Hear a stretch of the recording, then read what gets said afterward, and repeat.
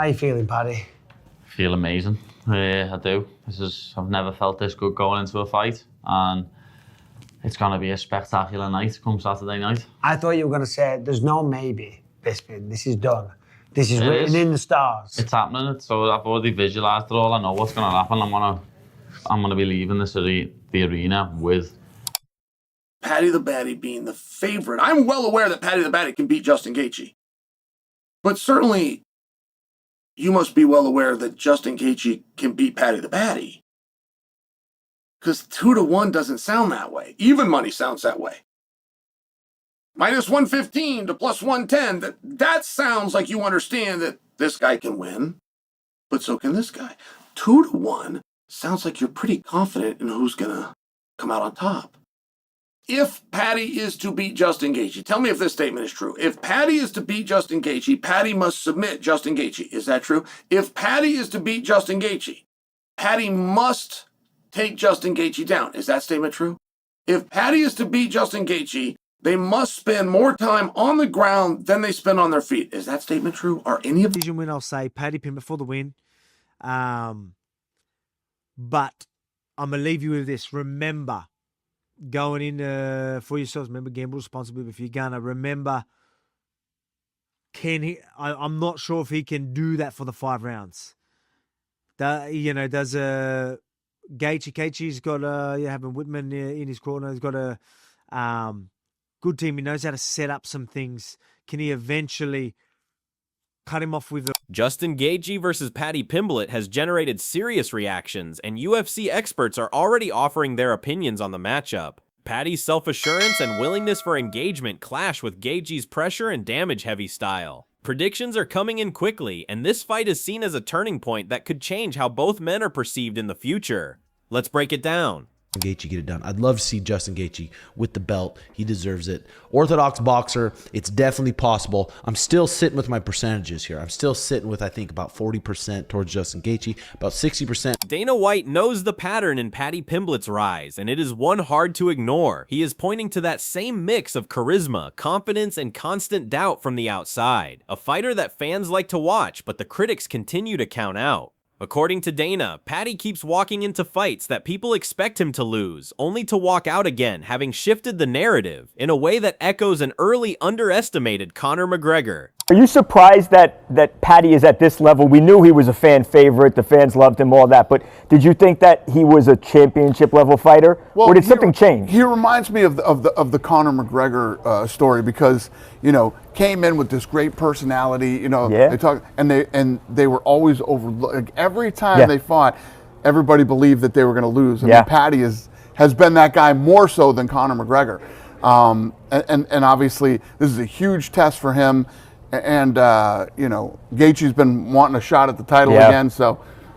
Now he's got it. Here we go. Right. Yeah, I think it was after the Chandler fight that I said, God damn, this guy is the real deal. He's not, with Paddy. Obviously, they both fought Chandler. Every time he fights, he's the underdog and people think he's going to lose. Whereas Michael Bisping pointed out the unusual stakes around this fight. A Gaethje win would make him the first 2-time interim champion in UFC history, while a Paddy victory would add yet another interim belt to the lightweight division, already an absurd total. And as Bisping noted, this interim title chaos isn't limited to lightweight, especially after what we've seen lately at heavyweight. By the way, if Justin Gaethje wins this weekend, he will be the first ever 2-time interim UFC champion. If Paddy wins, he will be the 4th interim champion in the lightweight division, which is absolutely insane. 4 interim champs in one division. But interim titles, obviously, they're not just exclusive to the lightweight division. We all know what happened. Moreover, Chael Sonnen presented this bout as a significant turning point for both fighters. If Paddy continues to win, it's obvious that he will face well-known opponents like Ilia Topuria and Arman Tsarukyan. The only question is the order. However, if Gaethje loses, the discussion quickly changes. Does Justin even fight again? Is the awkward question that nobody wants to ask, but Chael brought it up. Gaethje has made it clear for years that this fight could determine whether his pursuit of the world title continues or quietly ends. Right, I mean, this could turn into Paddy the Baddy versus Tsarukyan. Could turn into Paddy the Baddy versus Tsarukyan, and then Paddy the Baddy versus Ilia Topuria. if Paddy keeps winning, it is more likely than not to be both of those guys. The only thing that we're going to fight over is the order. Meanwhile, if Justin Gaethje gets beat, is he going to fight again? That's an interesting question, too, that nobody's talking about. Justin Gaethje said before this fight, give me this fight. And by this fight, all he was talking about was the title. Justin Gaethje, I don't think had his sights set on Paddy the Baddy, but it didn't matter. I think his sights were set on Ilia Topuria, understanding that that could turn into Arman Tsarukyan. But Justin Gaethje was very vocal to say, give me a title fight or give me my walking papers. Let me go. I'm not going to go fight somewhere else. I'm just not going to fight. World title fight or nobody. Justin Gaethje was very open to say this. Generally, that would bother us, the audience, but it didn't. On the other hand, Tim Welch broke down the danger zone in this matchup with clarity. Both sides know the risk comes from a clean left hook or right hand, but Welch zeroed in on Paddy's forward blitzes, where his chin rises as he charges in. That kind of entry can be punished, and while it's easier to say than execute, Welch argued that if anyone has the timing and discipline to sit down on a counter and land clean, it's Justin Gaethje, especially under the guidance of Trevor Whitman. Paddy Pimblett was talking about, I know his only way to beat me is to hit me with a left hook and hit me with a right hand. The only way I can see me getting beat is a big right hand or left hook catching me clean. But Scousers don't get knocked out, lads, so that's not going to be happening, is it? So they're aware of that. When Paddy Pimblett sprints forward in his blitzes, his chin is above the shoulders. He's sprinting forward. Easier said than done, sitting back with a left hook or planting and throw a right hand. If anyone's going to counterpunch and crack Paddy Pimblett on his Scouser jaw, it's going to be Justin Gaethje. If anyone can do it. Trained by the great Trevor. He doubled down on that point, saying this fight is destined to turn into a grind. If it stays standing and Paddy keeps trading in the pocket with Gaethje, the danger only increases with every exchange. The longer that kind of fight drags on, the more windows open for Gaethje to land something clean. It's not simple to pull off, but that's where the real threat lies. They can do a dogfight, and this Paddy Pimblett fight's going to turn into a dogfight. I know it is. The longer it's on the feet, the longer Paddy Pimblett's sitting in the pocket trading with Justin Gaethje, the chances open up for him. The chances open up for him to chin Paddy Pimblett. Building on that, Alexander Volkanovski added even more weight to Paddy's case. As a fan of both fighters, he admitted he stopped doubting Paddy after being proven wrong time and again. In his recent bouts, Volkanovski has seen Paddy display sharp strategy, smart footwork, and precise distance management, all key tools for surviving Gaethje's pressure. To pull it off, Paddy will need to control range, move intelligently, pick the right moments to clinch, and land his shots with purpose, essentially putting everything he's learned from his past fights into practice. Who am I going with this one? Now, fan of both guys. I've bet against, not bet against, I've picked against Paddy Pimblett a few times, right? I'm going to stop doing that. I'm going to stop doing that, and not only because he's proved me wrong so many times, but in his last couple of fights, I've seen great strategy, footwork, distance management, good understanding of the danger threat, and having the right options or the right strategy around dealing with that. He's shown me that in his last couple of fights. So, so I think and he's going to need that. Against a Gaethje, you're going to need to be able to know how to stay out of danger, know the range, know the movement, find the right times to clinch up, find the right times to, whether land your kicks, land your jabs, move. Volkanovski wrapped up his take by making his pick crystal clear. He's going with Paddy Pimblett. He explained that Paddy has consistently proven him wrong and shown he can execute a solid game plan. Volkanovski expects the early rounds to be controlled, not flashy or damage heavy, just smart and effective. Whether Paddy can keep that up for all 5 rounds remains to be seen, but Volkanovski's prediction leans toward a decision win for Paddy, with a submission still possible if the opportunity arises. It's a tough one. But I'm going to go with Paddy. Because, like I said, I'm tired of picking against him. He's proved me wrong many times, and he's shown me he can work a game plan. I just I think you see what I'm saying in them earlier rounds. You'll see what I'm saying. You're going to be sort of, like, oh, he's playing safe. He's not going to do anything incredible. They're not going to be massive rounds with him, massive damage. I don't see that at all. I see just him staying safe enough and winning them rounds. But does he do that for 5 rounds? Let's see. So there's my details. So I'm picking Paddy. I'm going to pick Paddy. Decision win. Maybe he gets a decision. Could get a submission.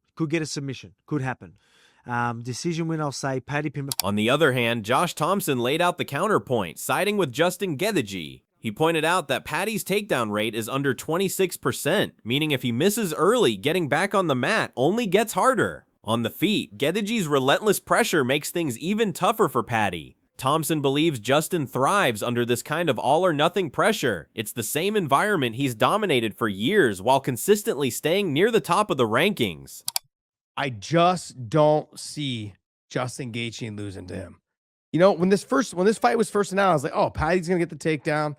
Paddy's going to do this. Paddy's going to do that. But then I started thinking to myself, if he doesn't get the takedown, his takedown ratio, I believe, is it's less than 26% or something. So every time if he does miss a takedown, every time he misses a takedown, it's going to get more difficult for him to get one. That's one. 2 is on the feet with the pressure, it's not going to be good. Not going to be good. So I'm going to go with Justin Gaethje. I believe that Justin knows it's all or nothing right now. That maybe that puts a lot of pressure on him to perform. Maybe that puts a lot of pressure on him to win this fight. But it's no different than any other fight that Justin Gaethje's ever been part of. He's been in the top 3 rankings, I believe, or top 3 or 4 in the last 4 years, 5 years straight. Thompson added that Justin Gaethje has faced every type of fighter Paddy represents, elite strikers like Max Holloway and Dustin Poirier, and top grapplers like Charles Oliveira, and has handled them all. He doubts Paddy will be able to secure a takedown, and even if he does, Gaethje is strong enough to get back to his feet. Thompson also pointed out Paddy's weight-cutting habits, suggesting that over the course of the fight, it could slow him down, especially after the first couple of rounds, giving Gaethje a potential edge as the fight progresses. There's not one thing that Paddy Pimblett does that there's a guy that Justin Gaethje has fought, that he hasn't done. So, I mean, look, Rafael Fiziev, Max Holloway, predominantly strikers. Dustin Poirier, predominantly striker. Fiziev again, Charles Oliveira, the best jiu-jitsu guy in the sport. I mean, most people would argue it, but I think he believes he's got the most submissions in the sport, in UFC history. And he couldn't get it done. Or he did get it done. He did get it done. I was looking at it the other way around. He got it done. I just don't think that he'll be able to I don't think that Paddy Pimblett's going to be able to get Justin Gaethje down. If he does, I think that Gaethje will be able to survive and get himself back to his feet. Gaethje's a big boy for 155 pounds. So is Paddy, though. But where I think if Justin Gaethje can get through the first, second round, if he can survive the first, second round, I think Paddy cuts too much weight, doesn't keep his weight down in between camps. And I believe that it ends up being one of those situations where you start to see Paddy's. Then Demetrius Johnson highlighted how consistently sharp Paddy Pimblett looks in the cage. No matter the opponent, whether Chandler, Green, or Ferguson, Paddy comes in crisp, ready, and physically fresh. Johnson praised his smooth transitions, precise submissions, and overall grappling creativity. He feels that if Paddy stays smart, keeps his distance, mixes in body kicks, and leans on his grappling, he has the tools to handle Gaethje's power and dictate the pace of the fight. Getting a lot of aches and bruises on where Paddy comes and fights, he's always fresh. When he fought Michael Chandler, when he fought Bobby Green, when he fought Tony Ferguson, he's always fresh as fuck. He's getting the work in the gym, but he's always fresh. And I think we're going to see a fresh Paddy Pimblett go out there and just be able to take out Justin Gaethje. I just love Paddy Pimblett when he's able to, oh, mate, you're going to push me against the cage, hey? Boom, there's a body, there's a flying triangle. Oh, you slam me? Oh, there's an arm bar. His transitioning on his back and his grappling, what he did to Michael Chandler, was absolutely beautiful. How he submitted Bobby Green, just beautiful technique.